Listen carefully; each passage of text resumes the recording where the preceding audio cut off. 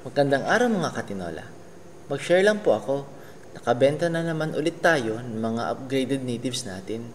Mga asa 25 piraso itong mga manok natin at tumimbang po ng total na almost 35 kilograms. Averaging po tayo ng 1.3 kilograms per manok. Sa tingin ninyo, nakamagkano tayo? Bahala na si Batman.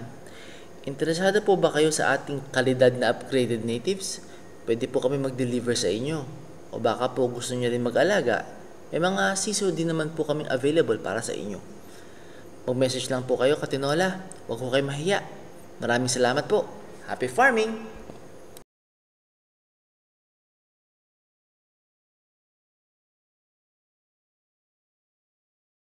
Hello po ulit mga katinola. Kung napansin nyo, 45 kilos po yan.